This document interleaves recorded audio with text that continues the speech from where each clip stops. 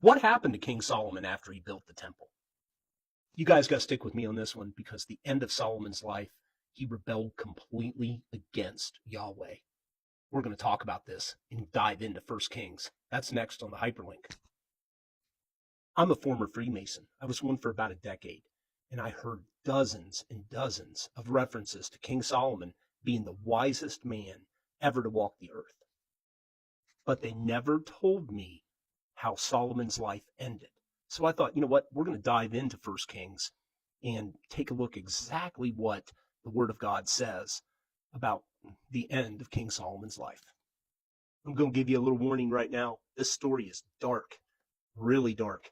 It involves human sacrifice. So at the dedication of the temple, Solomon said, "And may your hearts be fully committed to the Lord our God, to live by his decrees and obey his commands at this time."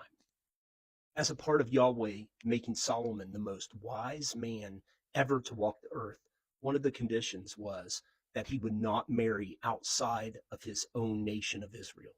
So what did Solomon do? He grew in power and he started marrying other wives from other countries. And, the word here says that basically as he got older, his wives turned his heart away from Yahweh and he started worshiping other gods. So it says he followed Ashereth, the goddess of the Sidonians, and Moloch, the detestable god of the Amorites. And if we follow through a little bit more through 1 Kings, it says, on a hill east of Jerusalem, Solomon built a place for Chemosh, the detestable god of Moab, and for Molech, the detestable god of the Ammonites.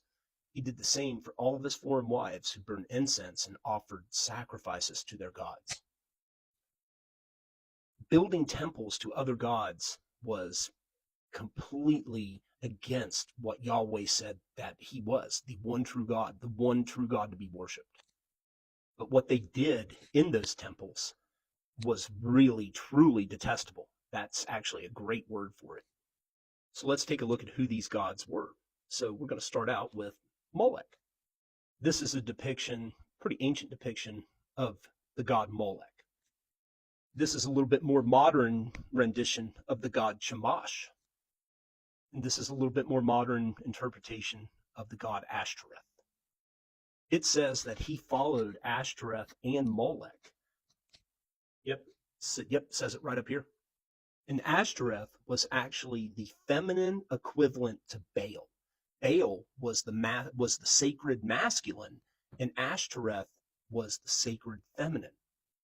All three of them had one commonality in the sacrifices that were made to them in those temples. That commonality was human sacrifice. So not just humans, but small humans, if you know what I mean. Look at this drawing here of a Molech sacrifice. You'll see what the priest is giving to the god. So it, like I said, it wasn't just an insult to Yahweh that he built temples for them, but in those temples that happened.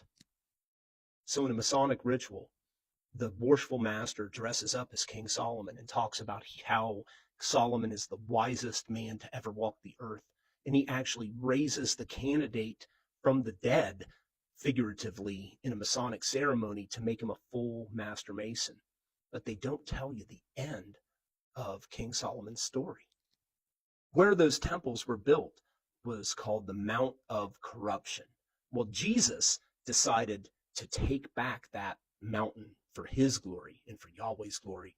He re-sanctified that terrible, terrible ground because the Mount of Corruption is now known as the Mount of Olives, where Jesus ascended into heaven in all of his glory. So if you're a Freemason, oh yeah, right here, this is a 1700s drawing of the worshipful master of the lodge dressed up like King Solomon, raising a candidate from the dead. But if you're a Freemason, look at that Bible that you took that ungodly oath on and read more and read the true story of King Solomon. It's going to change your heart because they're not telling you the complete truth. They're telling you a bastardized fiction of what happened. And also, the stone that the builders rejected became the cornerstone. Those builders were the people that Jesus said, I've come to complete this. This is completely useless without him.